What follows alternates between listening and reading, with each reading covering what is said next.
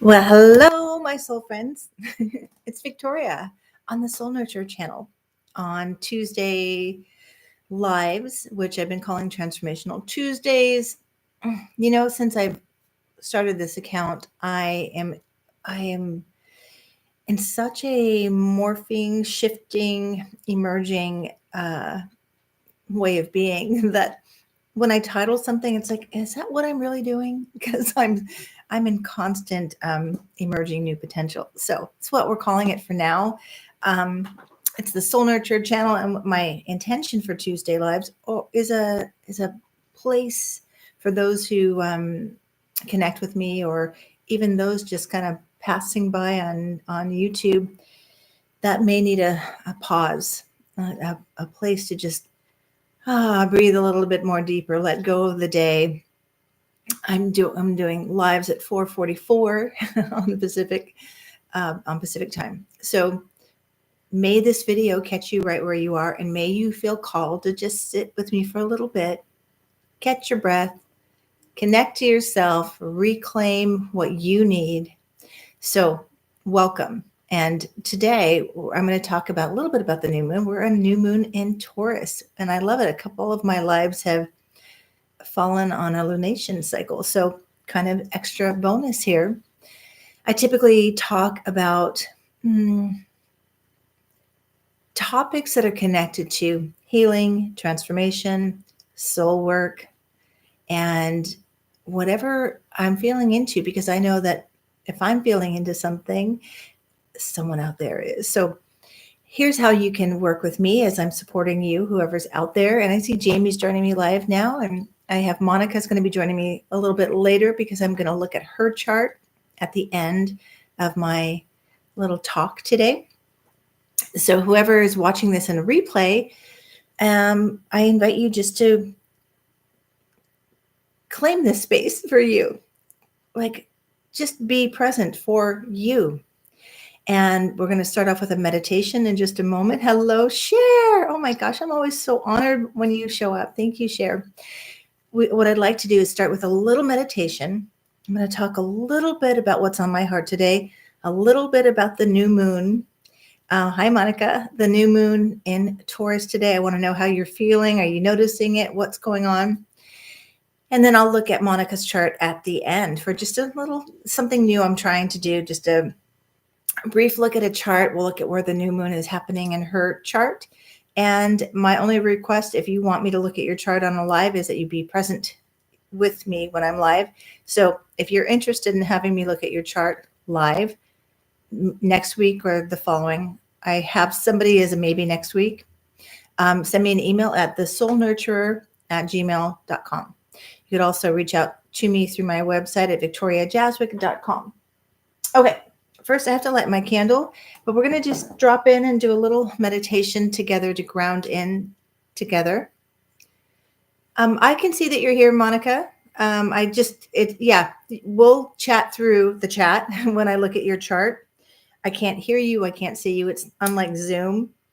And I know there is a way, and I have to learn. I'm not super technical, but I understand there is a way to Zoom through YouTube Live, which is where I would be able to see you.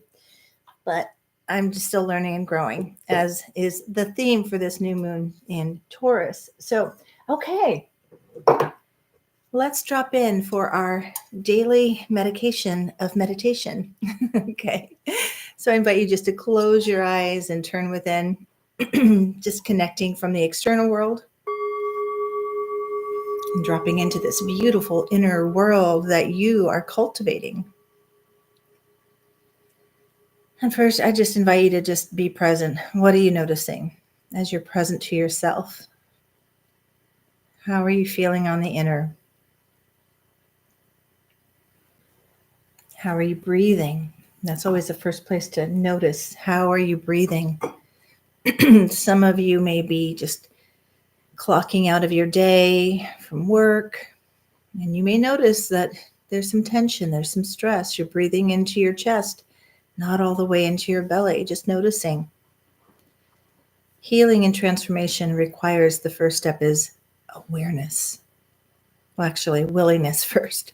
Willing willingness to be present, willingness to observe and witness yourself and how you're doing, and also willingness to connect to your soul, your essence, to the divine, to the sacred, however you connect.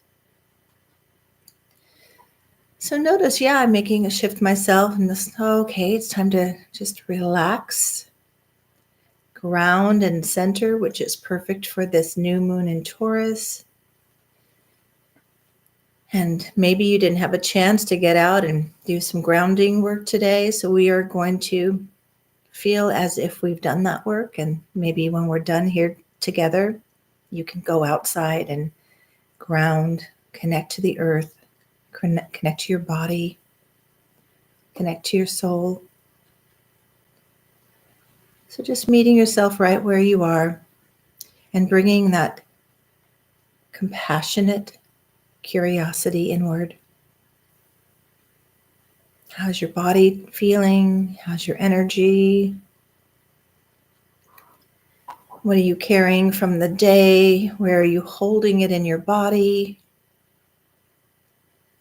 And most importantly, what do you need? I think more and more, this is the key to healing, and more for women in particular, I will say, just pausing to ask, what am I needing in this moment? What are you needing to ground into so that you feel held? And always be willing to ground in to your own love, acceptance, and compassion.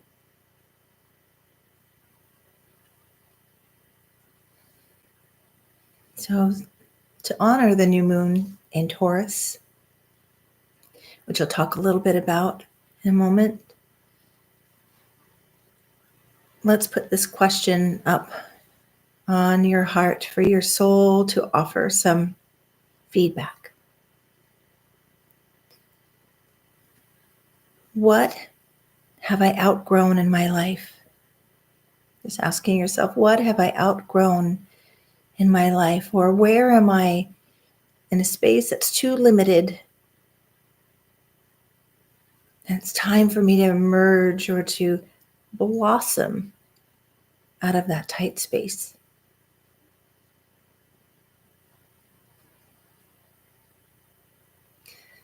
And you can watch this later and answer these questions later, maybe even journal these prompts that are coming in present time through me. What am I aware of that I need to change so that I can grow more of my potential? What are you aware of that needs to change in order for you to grow more of your beautiful potential?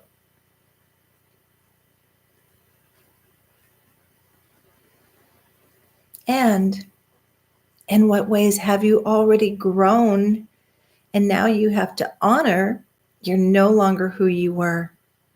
In what ways have you grown that you just need to honor you're no longer who you were, but you're more of who you're becoming? And with this new moon, more of who you truly are. So just honor yourself in this moment with that awareness, where you have grown, where you've allowed more of your authentic self to be seen, expressed,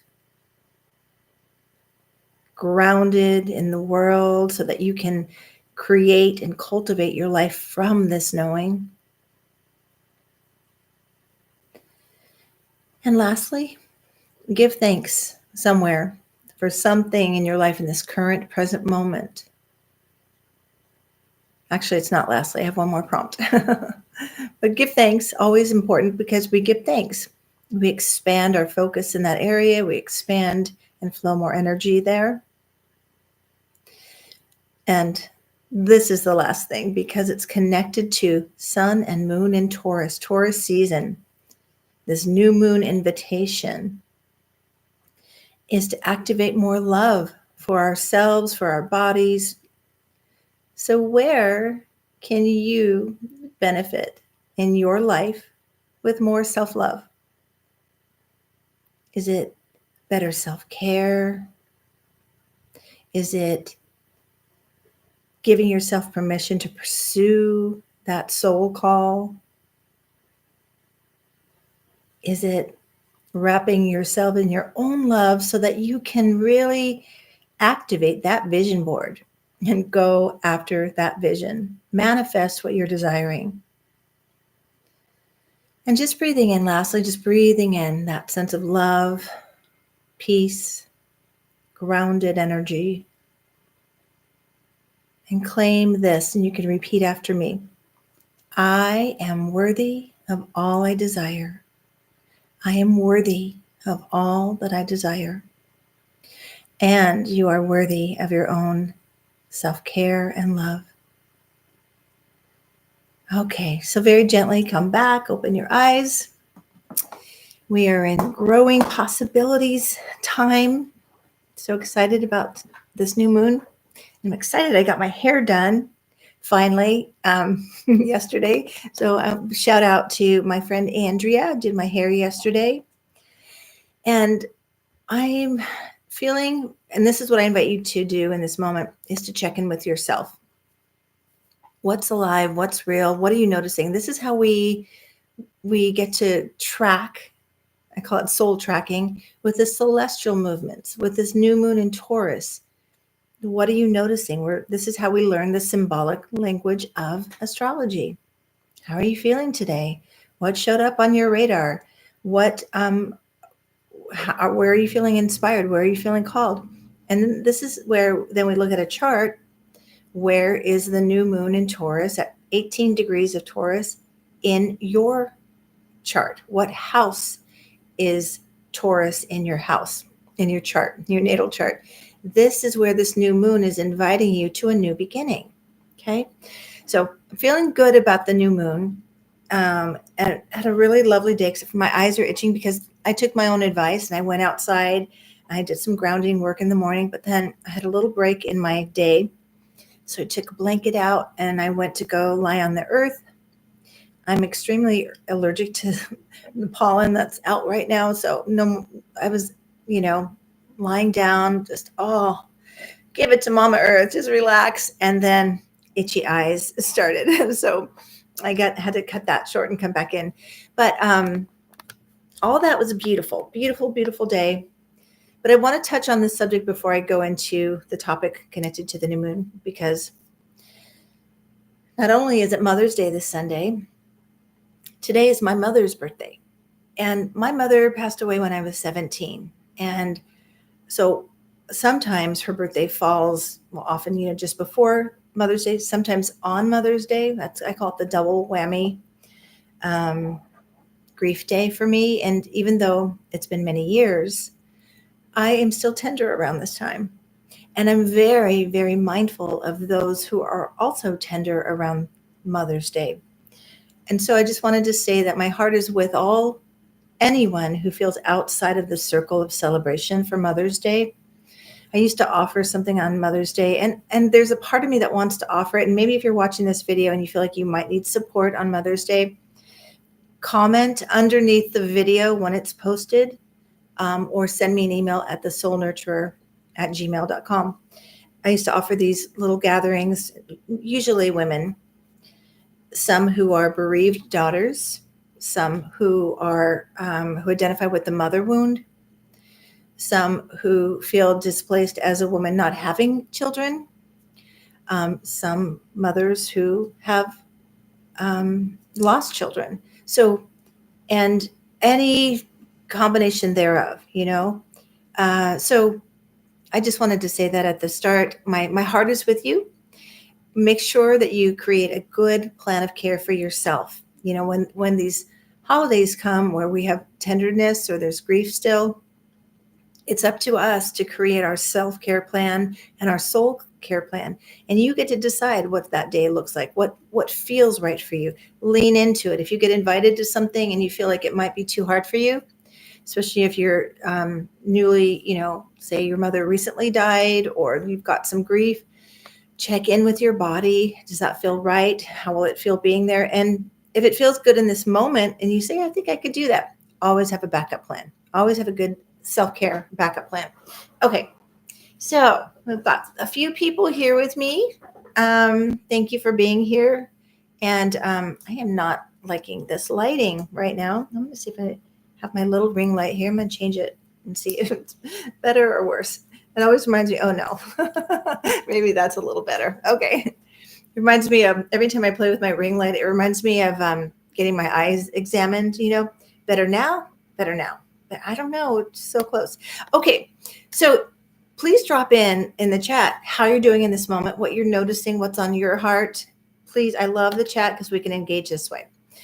And so please do. Okay. And I always fidget with my hair. I don't look in the mirror that much. So I'm looking at myself on camera and like, oh, okay, my hair's, I need my makeup and I need makeup and hair. I would love that.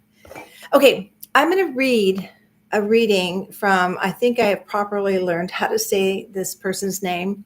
How many of you watched the new moon video that I just put out? And a couple of things about that. One, I mispronounced. I was close, but not all the way on this poet that I'm going to read her writing. And see, I'm hesitating because I'm like, am I going to say it right? I believe that it is Anais Nin. That's as close as I could get. And this woman, my goodness, I remember seeing a movie about her, but she was an activist. She was just a very free spirit, a writer, a poet. And she documented her life. She wrote all the time. Monica, I really feel like you need to do a little research on her after looking at your chart.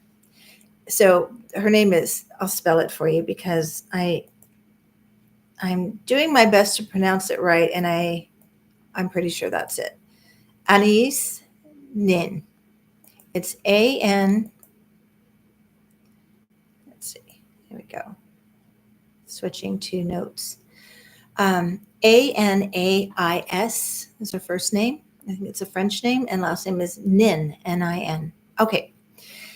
So I tried to quote in the video, and this is what I was asking if you'd watched it, and I got some of it right, but it was still a little off track. But this is her famous quote that is very fitting for this new moon in Taurus and Taurus season, and right where we are. And that is, and the day came when the risk to remain tight in a bud was more painful than the risk it took to blossom. Isn't that beautiful? So that's what I was trying to talk about in the new moon video because it was so on point with what was coming to me. But here's the rest of this writing. So, and the day came when the risk to remain tight in a bud was more painful than the risk it took to blossom. Life is a process of becoming, a combination of states we have to go through. I like to say grow through. Where people fail is that they wish to elect a state and remain in it. This is a kind of death. Living never wore one out so much as the effort not to live. Life is truly known only to those who suffer, lose, endure adversity, and stumble from defeat to defeat. Perfection is static, and I am in full progress. Abnormal pleasures kill the taste for normal ones. So she's really speaking to this new moon. I mean, truly, because we're talking about,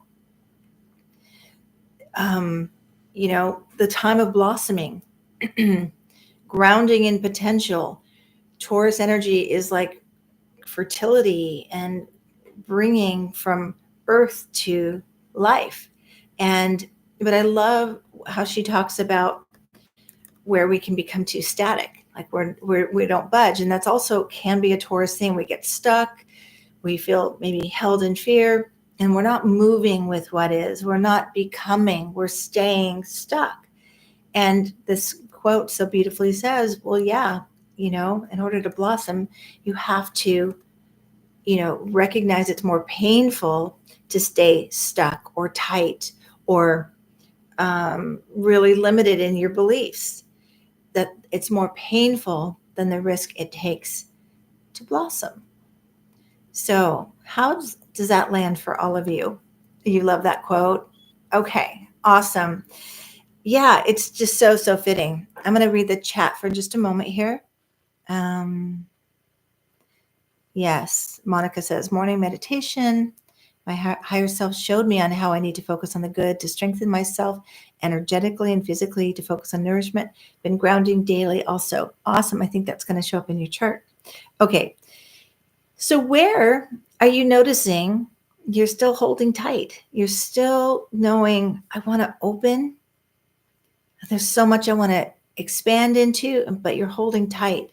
Now, if you watched my video, you also know that this really funny message came to me in meditation. I was out at our property in the woods, and I'll repeat it here because I was asking for what kind of support can I offer my folks that visit my Instagram page or my videos, and I got it like this.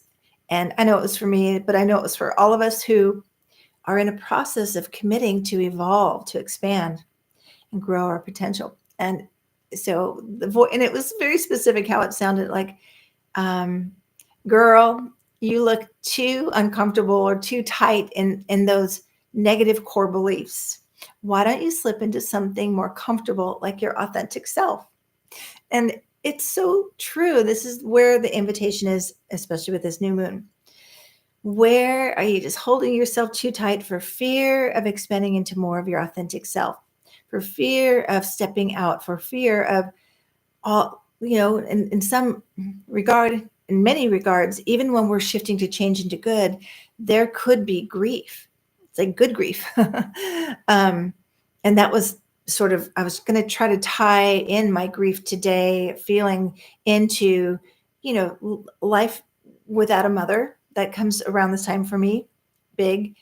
But there's a grief in change no matter what. I always say that grief is adjusting to life no longer as it was. So it could be a really good thing. It could be like, wow, I finally got the new job I wanted, but that means I have to leave behind the job I've had, right? So honoring every step of the journey, honoring the pain of being too tight in the bud, honoring the pain of letting go of something that, was your comfort zone, your comfort place, your comfort person, and saying, okay, this is life unfolding. It's a continual flowing forward. So I just invite you to think about, and maybe go back and watch the video and listen to those prompts and journal those prompts. But where are you, still holding back? And Monica, yeah, this is common. She's sharing that fear of what others will think or say, still working on my self-worth and my trust in the unknown. Those are so common because we're conditioned. We're conditioned to fit in. We're conditioned to do what everybody else is doing. And again, I peeked at your chart, Monica. That is a big part of what you're here to do, to break free, to be we all are, to be our authentic self, but you need to be on your own adventure. And that word's very key for you, your own unique adventure. So what if then, when you notice, you identify what's tight, what you're holding, fear, what others think, what is the antidote? What is the soul medicine you can offer? My sweetie is here and wrote a comment. Hi, babe. Thank you. I don't know if you're reading the chat, but I have to read it. It's so sweet. Hello, my love. I'm noticing how amazing you are. Thank you for sharing your wise and beautiful heart. Mwah. Thanks, babe. It's so sweet. Okay. So here, and you hear me talk about this all the time on the videos, right? What's the problem? What's not working? Usually there's a negative core belief that has us wrapped up, like fear. And the antidote is self-love or love. In Course in Miracles, it is said that there's only two energies in the world, fear or love. Fear constricts, shuts us down, limits us. Love expands and breaks through the barriers. But you need to have a belief that you can try on and practice in that will take you in the direction of where you want to go. So you want to notice, so say I'll use Monica's example, fear of what other people think or say. So let's find that negative core belief. If you have fear of what people are going to say, if people speak negatively of you, what does that mean about you? So it always comes back to our beliefs. I know my husband's going to say to me, watch your own video, babe. It's true. I'm a practitioner. There's a reason we're called practitioners. We're practicing what we teach, right? All right. So what is the negative core belief? And Monica, if you want to chime in, like, okay, if other people, I have fear about what other people think, that means that I am what? And we could go that way. Or what's the fear? What's the greatest fear of what they may say about you? And what's the belief there? Okay. So, I mean, I can do the same thing. This is a universal belief. This comes up for me too. My judgment about myself of what fear of what people will say about me is I'm not professional enough here. So if I believe that people believe that I am not professional enough, what does that mean about me? That means that I feel inadequate, or I think I'm inadequate. False negative core belief, right? And that is what needs to be turned around.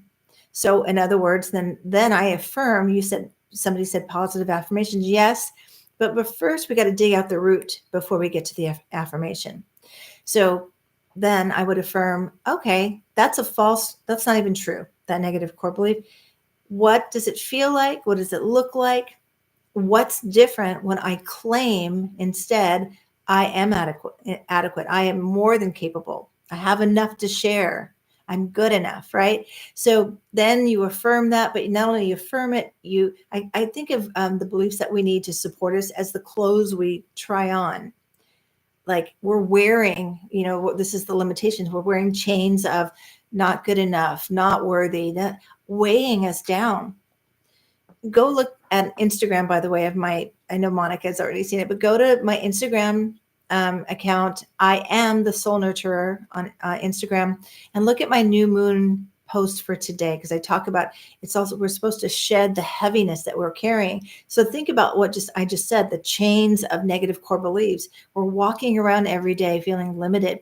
So breaking free, this is definitely breaking free time, because this new moon is conjunct Uranus, the liberator, the Uranus aspects. I was working with someone today looking at a transit that they have with Uranus. And the main thing is for us too, with this new moon, Uranus comes into, when it's with a lunation cycle, it's like, you'll hear me say rebirthing, because it's the liberator. It's like, no, what are you doing that's not working, where you feel held captive by your belief or by other people's opinions of you, so you can break free and start again with a new empowered belief to free you to blossom and grow your potential.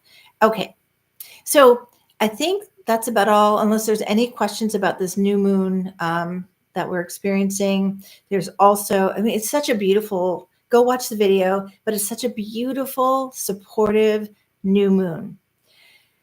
Not only is, Uranus there, it's still conjuncting Jupiter, so breakthroughs to blessings, right? Preparing for your blessings. Saturn is sextile to this lunation. What is that? Saturn is like, I want to ground you in the potential of manifesting what you desire. It's also inviting us to take responsibility for ourselves and to, make sure we are doing what we need to do to blossom, just like tending a garden. We need to water our souls, nurture our souls, nourish our bodies. We need to do all the things so we can grow into those higher possibilities. Okay. I love that you are real and not polished. Yeah. I don't think I'll ever be super polished. Unless I did get a hairstylist and a makeup artist, I might do that. No, just kidding. All right. Any questions about the lunation cycle? Any questions about the new moon? Any questions about changing a belief to a more empowered belief? If we feel complete with that, I'm going to go look at Monica's chart. Okay. Let's see if I had anything else I wanted to say. Okay. No questions. And remember, you could always send me an email. Some of you do. Some of you have my or message me on Instagram. You could also send a message through my website where you can book a session. You're worth it, and or request a 20-minute free consultation if you have not had one yet. Okay. And in that 20-minute consultation, we can look at your chart, or we can talk about where you are in your transformational journey. And then I'll just offer what I have to support you. Okay, Monica, are you ready? I'm going to go get your chart and take a peek. Of course, I can't show it, but I'm going to look at it. And I already confirmed your time of birth and your birth information. Open. Here we go. Monica. Okay. You know, did you write what you're feeling about this, how you're feeling about this new moon? Because this new moon is so aligned with your authentic self, because you have what we would call, bye Cher, thanks for being with me. You have moon Uranus. So in other words, in your natal chart, moon is conjunct Uranus. Moon, emotions, Uranus is about, liberation, freedom, authenticity, eccentricity, really, wanting to be your own person. Okay. And thank you, Monica. She's saying, because I've done a 20-minute consultation for you before. Yeah. You make the 20 minutes feel longer in a good way. I try to give as much as I can in that 20 minutes. So yeah, so you natally have this in your chart. And so this new moon lunation cycle is kind of like an invitation back to yourself in a really great way. I'm looking at, sun, moon, Mercury, and Sagittarius. And then you've got Uranus in your natal chart at 13 degrees of Sagittarius conjuncting your moon. And so your soul desire is to be the free spirit adventurer, but you've got some anchors here that may hold you back, but in a good way, because you've got Venus in Capricorn, which wants to make sure that you're growing, steeping in a self-worth that grounds all that you want to grow into these possibilities. And then you have this Virgo rising, of course, at 9 degrees Virgo, which can feel at times like a lid on a pot. Now, Virgo gets a bad rap, and, it's true. A Virgo rising, it's our persona. It's how we navigate our world. It's the first impression. It's our first breath that creates our rising. So when you took your first breath, there's Virgo rising. And so it created possibilities. Remember, I'm interpreting a symbolic language here. So this is all possibilities. A possibility of being a little hard on yourself, a possibility of getting a message of needing perfection in order to feel loved. And that is quite different than all this Sagittarius energy that's like, I just want to be free to roam around the planet and be myself. But Virgo rising and also Venus in Capricorn, especially that Venus in Capricorn, it's kind of like, a message of I have to earn my worth. I have to earn all these things I want to do. But what happens is it's like I'm getting this image of if I only do this, like there's the criteria, and then you get to that point and then it gets extended more. If I only get this done, then I get to have it. And it's like, oh no, I've already done that. And now I've got to go another 10 miles. Right. So, but anytime I see Capricorn in a chart, Venus or Mars or still the personal planets, there's always a little bit of a holdback. It's ruled by Saturn, especially when it comes to love. Like you have a lot of lessons to learn with love. Why? So that you're mastering it. Like when you have a relationship, you've learned a lot, you've grown into that, but it tends to bring delay. Venus is also connected to money. So it's a delay in achieving your abundance that you're desiring. So that's all I'm just picking up from the natal chart. There was one other thing about that, and then I want to look at the actual lunation cycle. Okay. So yeah. Okay, so I'm looking at the transits right now. Wish I could show you, but if I know, I think you know how to look at your own chart. All of this is happening in your ninth house. So right now the transits of Sun, Moon, Venus, Jupiter, and Uranus are all in your ninth house. The ninth house is higher learning. It's our what we believe, what our faith is, what our faith philosophy is. It's connected to travel, like foreign travel, adventures. It's connected to teaching. It's connected to higher learning. And natally, you have your North Node there. So this feels like a wake up to what are you here to really do? And since your North Node is in the ninth house natally, have you thought about teaching? And I know you've thought about traveling with all this Sagittarius energy. Again, delayed, but I see, in your chart, that is the great potential. Once you claim your self-worth, you have Chiron in the 10th house. When you manage to get the gifts from the wounds that you have the fear about being too much in the public eye, that's probably where the fear of what people say comes from, because Chiron is right there. Chiron is like, okay, here's what I think about that for you. People see our wounds whether we know it or not. It's okay, embrace them. And when you embrace your fear of what people will think, that they have no more power over you. And in addition, you can find the gifts, okay? So this new beginning is happening in your ninth house. Whether you can travel right now or whether you can enroll in a higher education at this time or not, you plant the seeds of that potential. Like, this is your big visioning time, Monica. Like, what is your greatest soul desire? Where do you want to travel?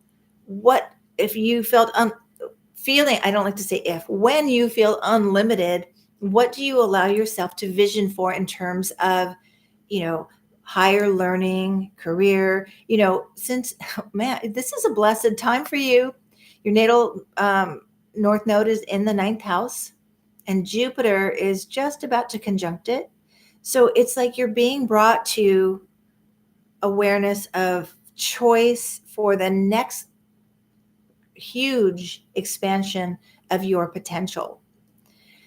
And there's been one other thing I'll say, and then I'm going to probably wrap up and see if you have any questions though first. But you've had you've got Mercury and Chiron and transiting North Node and Mars in your eighth house. So part of what needs the work that you need to do to get to those blessings in the ninth house, this is why I say learn your chart and the transits, so that instead of being worked by them, you work with them to get to the next stage of possibilities.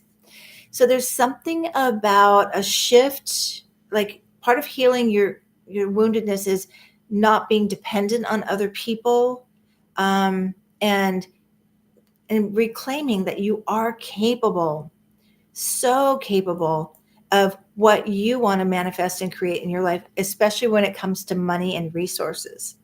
Okay, so I think that's all I have for you right now. I'll look at what you're saying. Okay, so that all kind of. Okay, so you've been talking about these things. So what I said is kind of resonating. Awesome. Well, there you go. That's where it's so fun to learn the language of the symbolic language of, I think, is the soul another way. So I'm glad that there's something I hit on. I hope it was helpful. And, I say this all the time. We're here to prepare for our blessings, to clear what's in the way of our way, to reclaim our potential, and prepare to receive our blessings. And Monica, some big blessings are coming, I believe, for you. Okay. Thanks everybody for being with me. If you're watching this in the replay, tell me how the new moon felt for you, what you noticed, what breakthroughs came, what you grew out of, where you realized that, you have the key to open the door to walk out and be free. And where is your freedom leading you to? What is on your vision for expanding your soul potential? All right. Peace be with all of you. Thank you so much for being with me. And, reach out if I can be of support. Again, my website will be in the description, but it's victoriajazwick.com, or email thesoulnurturer@gmail.com. And visit me on Instagram, like and share my posts there. I would love that. Thank you so much. All right. Peace out. Peace all around. Bye-bye.